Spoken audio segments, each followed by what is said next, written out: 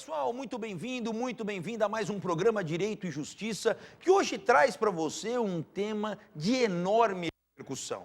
Ou você já passou por isso, ou certamente conhece alguém que já enfrentou dificuldades em relação a esse aspecto, que é o erro médico. Hoje nós vamos aqui tentar trabalhar esse tema na maior amplitude possível, entender o que vem a ser o erro médico, quando que ele pode ser caracterizado, como é que o médico deve atuar, quando ele precisa eventualmente esclarecer aquele paciente que vai se submeter a determinado procedimento, se existem esses riscos ou não existem os riscos, isso tudo é o que nós vamos hoje trabalhar nesse tema. E para esclarecer todos esses pontos para nós, hoje nós recebemos aqui a doutora Merces da Silva Nunes, ela que é advogada, é sócia titular do escritório Silva Nunes em São Paulo, é professora universitária, é doutora pela PUC de São Paulo, portanto, é alguém extremamente capacitada para poder passar para nós os principais aspectos relacionados a esse tema. Doutora Merces, muito bem-vinda, é um prazer recebê-la aqui e tenho certeza que os seus esclarecimentos vão contribuir demais para que as pessoas possam entender um tema tão complexo como esse, né? É verdade, Leonardo. Primeiro eu quero agradecer o convite, acho assim uma oportunidade muito bacana da gente tentar passar um pouco de informação para a população em geral, para saber o que é que elas, na verdade, precisam saber quando elas estão na frente de um procedimento cirúrgico, por exemplo. Sem dúvida, não, isso nós vamos explorar bastante, porque também aqui eu já começo fazendo uma indagação no seguinte sentido. Muitas vezes as pessoas acabam tendo a tendência de atribuir ao profissional falhas procedimentais. Mas muitas vezes, determinada ocorrência não necessariamente caracteriza um erro médico. Como é que a gente faz para entender se houve erro ou se não houve erro? Quais são os limites de avaliação? O conceito como um todo, quando é que eu tenho o erro médico? Primeiro, quando eu tenho um dano no paciente que eu posso caracterizar que ele é consequência de uma negligência, de uma imprudência ou da imperícia do médico no exercício das suas atividades profissionais. Então, sem caracterizar o dano e a culpa, eu não consigo dizer que houve erro médico, de forma alguma. É por isso, inclusive, que muitas vezes, em determinados procedimentos, é muito comum isso, quem está nos assistindo certamente já passou por isso. Quando você vai se submeter a determinado tipo de tratamento, o médico ou o hospital, muitas vezes, faz com que você assine um termo de responsabilidade, onde você declara ciência, e que muitas vezes não tem, da ciência no todo, a respeito dos riscos do procedimento. Qual é a finalidade desse documento? É exatamente para tentar impor um limite entre os riscos naturais do procedimento e o erro. Essa questão do consentimento e da informação é um dos pontos mais fundamentais que existe. Primeiro, quando o profissional, vamos tratar do médico, quando vai fazer um procedimento num paciente, ele precisa informar o paciente de forma até detalhada, muitas vezes, porque o paciente é leigo em termos médicos, ele não vai ter ideia do que o médico está dizendo. Então, o médico precisa dizer para ele, olha, você vai se submeter a essa cirurgia, os riscos possíveis, conhecidos, são esses. Então, a tendência é que o médico trabalhe no sentido de conseguir o melhor benefício para ele com o menor risco possível. E há uma linha muito tênue entre caracterizar o erro médico, ou seja, aquela imprudência ou a negligência do médico, e um acidente. O acidente está dentro da previsibilidade, isso pode acontecer. Mas no momento em que ele ocorre provocado por uma atitude ou por uma omissão do médico, aí nós temos o erro médico. Só para a gente estabelecer bem essa questão conceitual da imprudência, da negligência e da própria imperícia, só para ficar muito claro, a questão muitas vezes se aproximam, mas não são naturalmente idênticas. Então, quando eu penso numa imprudência, é um agir descuidado do médico, muitas vezes durante o procedimento, né? A negligência já seria uma omissão, é isso? Sim, então, negligência é aquela a falta de ação do médico, é uma inação do médico. Então, você pensa, por exemplo, o médico, chegou um paciente num atendimento, morrendo de dores e tal. Então, muitas possibilidades acontecem. Aí o médico até olha e vê que é um quadro de apendicite, por exemplo, mas ele não encaminha o paciente direto para o centro cirúrgico, para um colega. Ele resolve, por exemplo, tratar esse paciente. Um tratamento paliativo, um tratamento paliativo. Ou, um outro exemplo que acontece também, o médico simplesmente, isso é um caso bem nítido, o médico está lá no plantão, terminou o plantão dele, e o colega que vem substituir é uma pessoa bastante pontual. Então ele diz, já está na hora, ele já vai chegar, e ele sai. E conta com essa questão. Então, eu disse assim, olha, deixa essa circunstância, e neste momento acontece de entrar um paciente, de acontecer alguma coisa assim, não tem ninguém. Esse é um exemplo claro de negligência. De negligência. Porque é uma omissão, é uma inação. Uma inação. E a imprudência? A imprudência é um agir desmedido, né? Então, existe também essa possibilidade do médico correr o risco. Então, ele tem uma técnica cirúrgica tradicional que ele tem que observar, mas ele, ao longo do tempo de medicina dele, resolveu que ele pode fazer um desvio ou aplicar uma outra técnica, e o paciente ou tem uma pior ou vem a óbito. Isso acontece também. Então, isso caracterizaria a imprudência do médico, o descuido no sentido de correr o risco. Sabe, se eu tenho um carro em movimento, eu posso andar a 50 por hora, eu tenho uma chance de bater, eu posso andar a 100 por hora, eu posso andar a 200 por hora. Quando eu assumo este risco, eu posso trabalhar nessa linha da imprudência. Alguns dizem até do dolo eventual, né? Mas em alguns casos pode até acontecer. Mas esta imprudência é caracterizada por essa atitude do médico que não prevê essas possibilidades ou assume o risco disso acontecer. Um exemplo claro disso seria aquela hipótese, muitas vezes, procedimentos que o médico acaba fazendo no consultório, ao invés de fazer num hospital, algo do gênero, e aí acaba tendo um agravamento daquela situação e ele não tem ali os aparatos necessários. Sim. Muito comum em cirurgia plástica isso, inclusive, sim, né? Sim. Esse seria um exemplo de imprudência? Sim, com certeza é um exemplo de imprudência. Então, você tem, o dano pode ser ou por pessoal do próprio médico ou estrutural. Ou seja, ele corre o risco de fazer um determinado procedimento sem uma infraestrutura compatível atrás. Às vezes o paciente, num procedimento simples, tem uma parada cardíaca. E aí a gente normalmente escuta em situações assim, poxa, mas eu já fiz 1000 procedimentos desses, nunca tive esse problema. Exatamente. E agora surgiu. Então, acaba um risco, talvez não consciente, no sentido daquela indiferença ao resultado, mas é um risco que assumiu.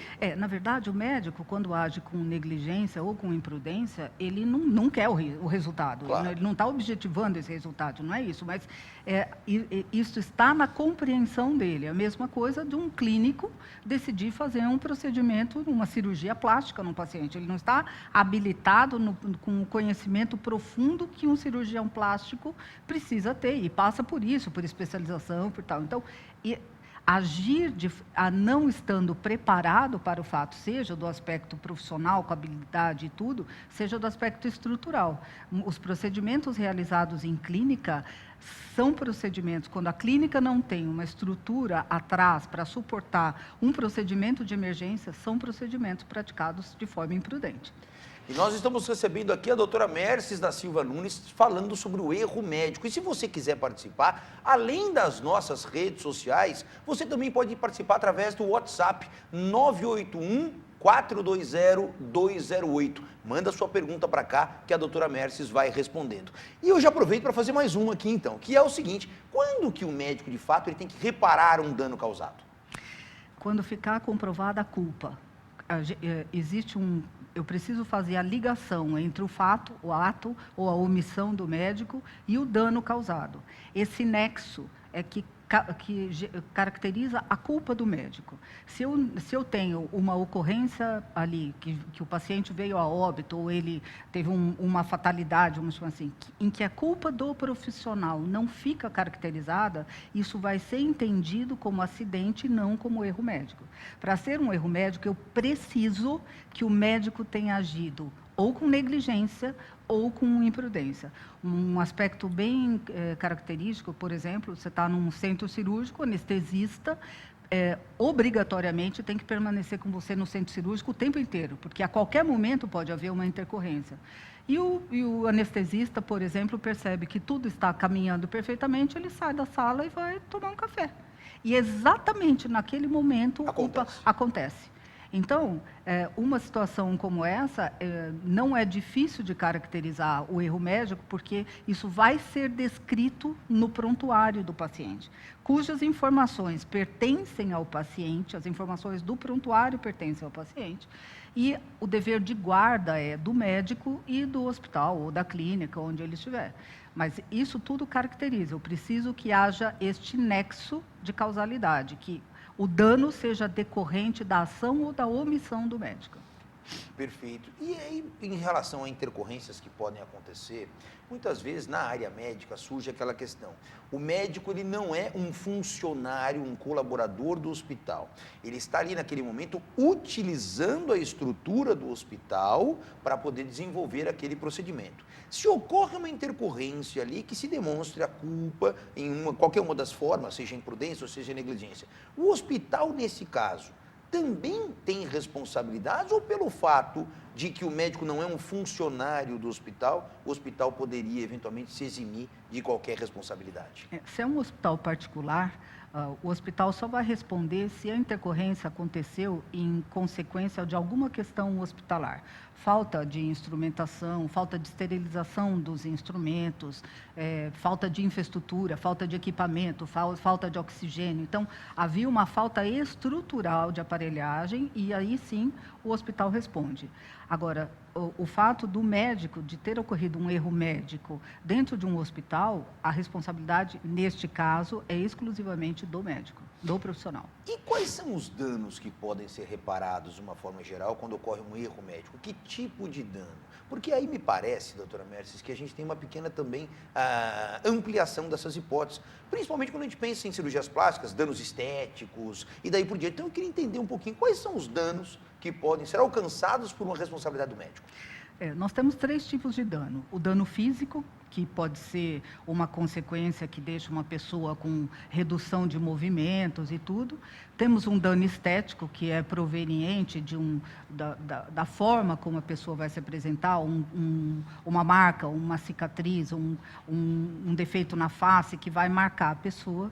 Nós temos um dano patrimonial, que são todas as despesas que o paciente tem que fazer para tentar recuperar a situação. Então, fisioterapia, vários procedimentos, até de injeção de colágeno, de coisas do gênero. E temos o dano moral, que é o sofrimento que a vítima teve, provavelmente por negligência médica. Então, um caso bastante comum, até comum no sentido assim, não que isso aconteça com frequência, não é isso, mas é comum na literatura encontrar essa hipótese.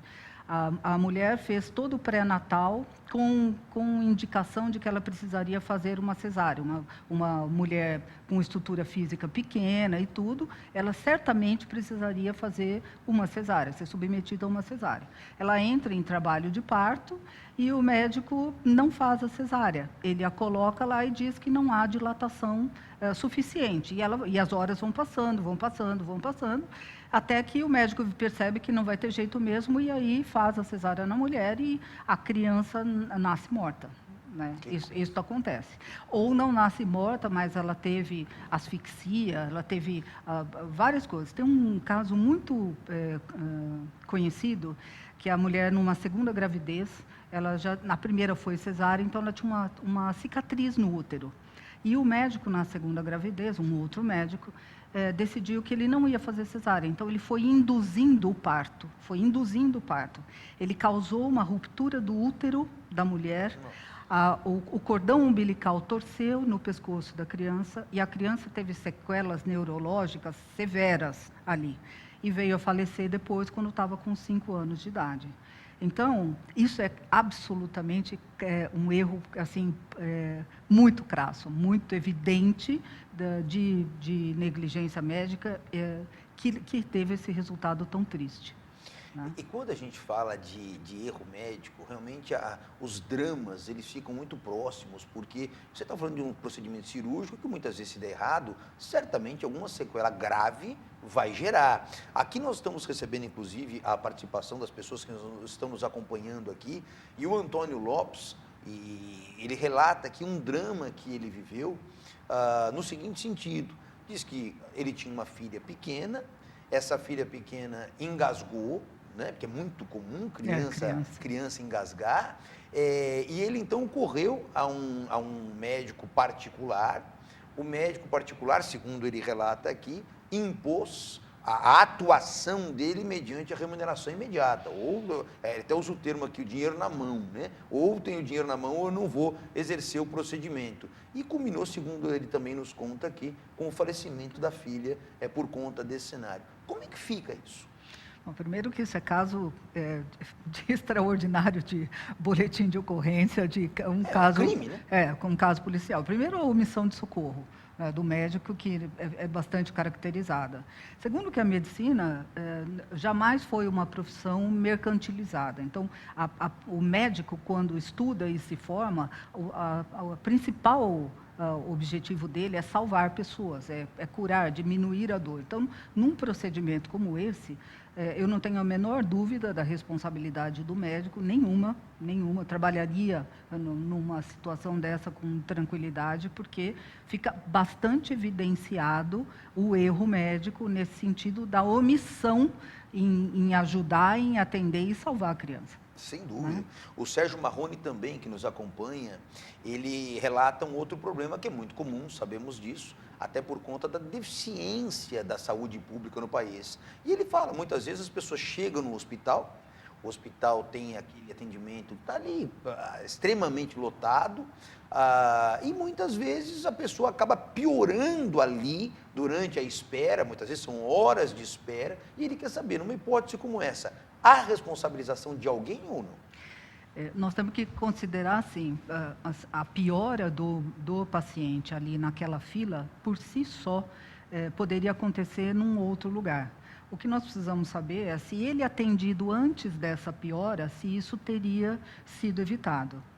É muito comum as filas nos hospitais públicos, né, sejam eles estaduais ou municipais, e o hospital tem uma responsabilidade objetiva nesse aspecto.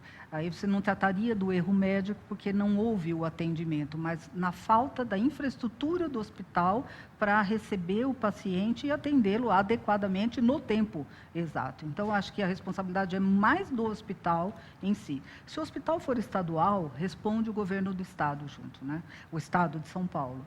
Se o hospital for municipal, a prefeitura, o município entram também numa demanda como essa. Quando a gente fala de responsabilidade objetiva do hospital, o que isso significa? Que eu não preciso demonstrar que o hospital teve culpa. Né? O simples a culpa fato, é presumida, a culpa é presumida. O simples fato do hospital não dispor das condições adequadas para atender os pacientes que o procuram, já é por si só um fator de responsabilidade. Então, a legislação permite, né, e propicia que, determina que esta culpa seja presumida. O hospital é que teria que fazer a prova inversa de que ele não foi culpa dele, que não decorreu, que esse erro não decorreu, que o paciente teria aquela piora ainda que estivesse em casa, que ele não contribuiu para aquela circunstância acontecer. Perfeito. E aí que, claro, até o Marrone faz aqui algumas observações que muitas vezes isso acaba acontecendo e quando vai se verificar, o médico ou está descansando, ou o médico está num horário de refeição e não quer ser interrompido, alguma coisa do tipo. Então, claro, pelo que nós estamos entendendo aqui, tem que analisar cada caso para se aferir a responsabilidade de cada um. Se essa hipótese que você está levantando for um plantão médico, o hospital responde também. Independentemente se é horário de descanso do médico ou de alimentação. Se ele tem um sistema de plantão e ele tem que ter para um pronto atendimento, uma situação de emergência, naquele caso específico, aconteceu uma emergência, ele tem que sair de onde ele está, ainda que seja, ou tem que ter um colega no lugar dele para atender. E uma vez, vamos imaginar aqui, caracterizado o erro médico. As responsabilidades do médico são em diversas frentes. Nós comentamos aqui hipóteses que ele pode até ser responsabilizado criminalmente, Sim. outras ele pode ser responsabilizado no âmbito civil, de uma indenização ou algo do tipo, mas em relação ao Conselho de Medicina, também existem providências a serem tomadas. O médico, quando fica caracterizado o erro, ele pode sofrer as consequências em quais frentes? Na verdade, nós precisamos impulsionar esse processo, né? Nós precisamos formalizar uma denúncia em face do médico no Conselho Regional de Medicina. O Conselho CRM, como é conhecido, vai abrir um procedimento ético-disciplinar para apurar essa responsabilidade do médico no âmbito da sua atividade profissional. Aí é o próprio conselho que tem essa competência, inclusive, de punir o médico. Então, são 3 possibilidades que nós temos. Essa aqui, criminal, que provavelmente vai gerar um boletim de ocorrência, a denúncia no próprio Conselho Regional de Medicina em relação ao profissional e a ação de reparação de danos, que pode ser danos patrimoniais, danos morais, esse sofrimento que o paciente, a família do paciente tem, também é indenizável. Agora, por outro lado, nós sabemos bem que na área do direito você tem que provar o dano causado. E na área médica, muitas vezes, quando nós falamos com pacientes que são leigos, eles precisam se munir de alguma forma de prova para evidenciar essa relação entre a ação ou a omissão e o resultado. Quais são os documentos, o que as pessoas têm que buscar para conseguir provar essa relação entre a conduta do médico, ou, repito, a sua omissão, e o resultado prejudicial que causou no paciente? O principal documento que o paciente, ou a família do paciente, se aconteceu o óbito, tal, o principal documento é o prontuário médico. Esse prontuário tanto vai estar no hospital, se a questão foi tratada dentro de um hospital público ou particular, não faz diferença, ou numa clínica. As clínicas também mantêm um prontuário do paciente.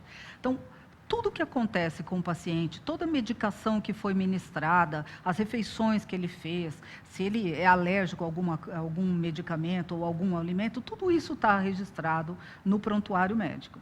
Então, e junto com o prontuário médico, que vai descrever as condutas médicas, vai descrever tudo o que aconteceu com ele no período que ele passou internado, existem outros exames que são exames complementares. Então, pode existir radiografia, pode existir a parte de análises clínicas, que são os exames de sangue, os exames para ver que grau de infecção o paciente tem. Então, tudo isso compõe essa documentação que vai auxiliar o paciente ou a família dele a mover esses procedimentos em relação ao médico. E aqui eu já pego, então, uma referência, uma pergunta também de alguém que está nos acompanhando, a Márcia Campos. Ela diz: doutor, uma pessoa comum tem como obter essa documentação para provar? Ou o hospital se recusa a entregar, só mediante ordem judicial? Como é que funciona?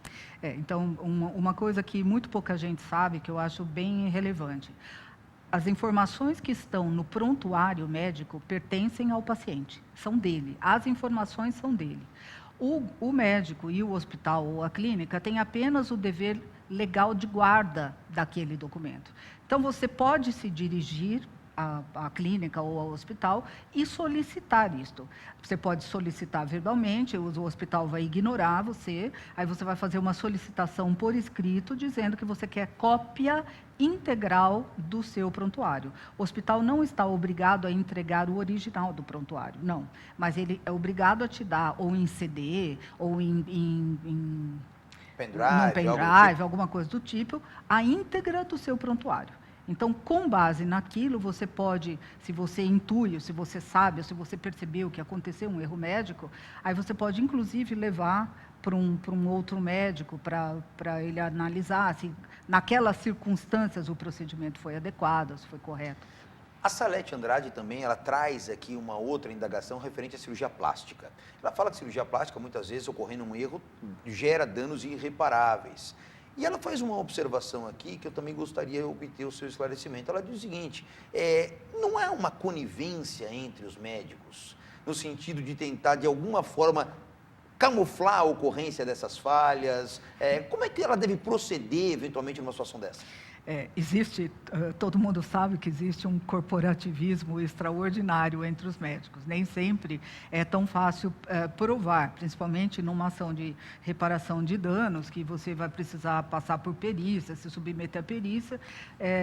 Há essa tentativa, ou essa possibilidade de haver uma amenização do procedimento ou do erro médico.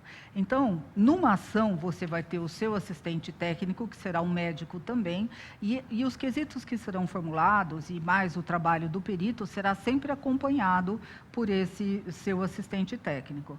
Agora, alguns erros médicos são inescondíveis, né?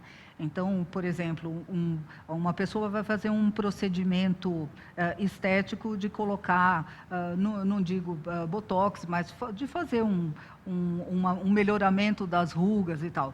E pode acontecer de, na hora de aplicar o líquido, pegar uma veinha, pegar alguma coisa assim, que a pessoa tenha um derrame, né? E isso é visível, não tem como dizer que não aconteceu.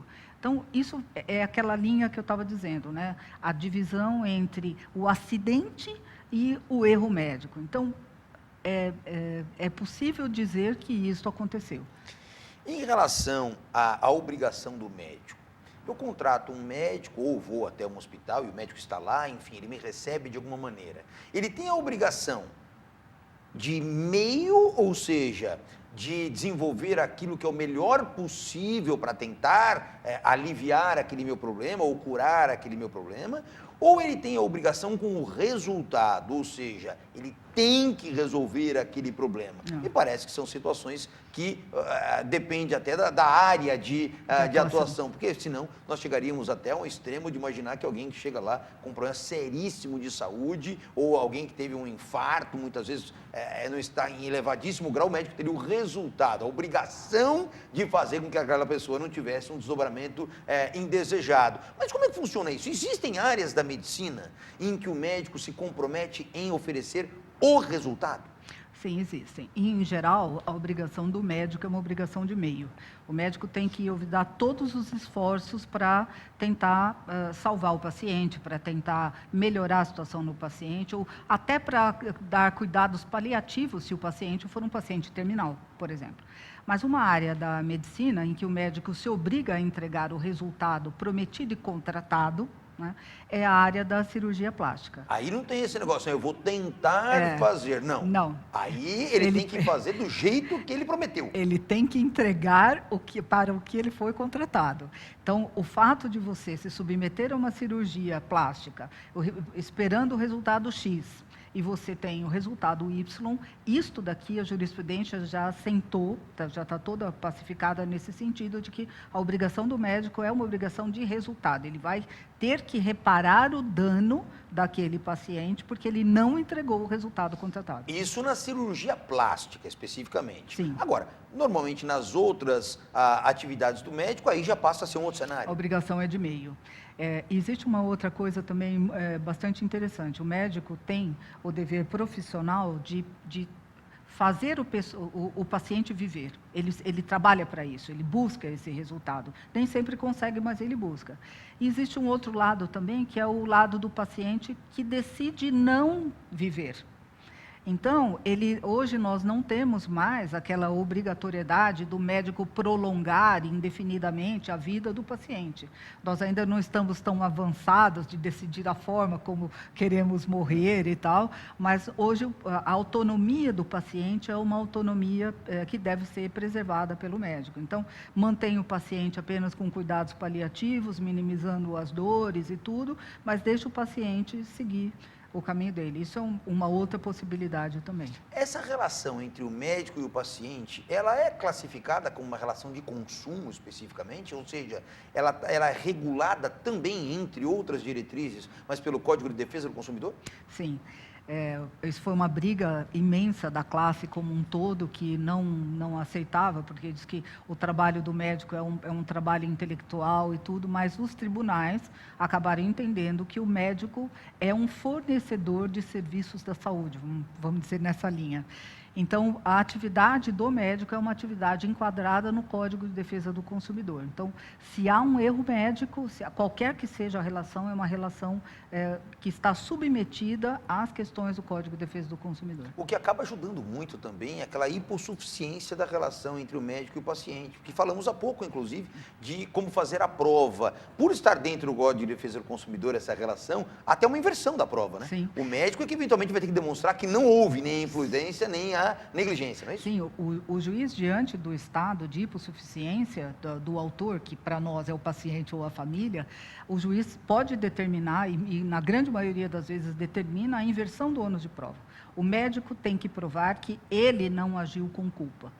Então, essa é uma das possibilidades bem relevantes que o Código de Defesa do Consumidor traz, porque ele permite que o consumidor, que tem uma diferença muito grande em relação ao médico ou em relação ao hospital, ele permite que, muitas vezes, o autor tenha justiça gratuita, ele não tem que pagar aquilo, se ele não tem condições de pagar, ele vai ter justiça do mesmo jeito. Mas ele, quando determina a inversão do ônus da prova, isso é um trabalho bem facilitado de processo para o consumidor. Isso é muito bom. Doutora Merces, infelizmente, nosso tempo vai ficando por aqui. Algumas perguntas eu não consegui trazer para a nossa discussão, razão pela qual já fica feito aqui um novo convite para uma próxima oportunidade, porque esse tema realmente é muito importante. Obrigado pela sua presença, pelos seus esclarecimentos. Eu que agradeço, Leonardo, e estou à disposição. E esse é o nosso programa Direito e Justiça, que fica por aqui essa semana, trazendo a você mais um tema muito relevante, como você pôde observar, e no próximo programa estaremos juntos. Até lá!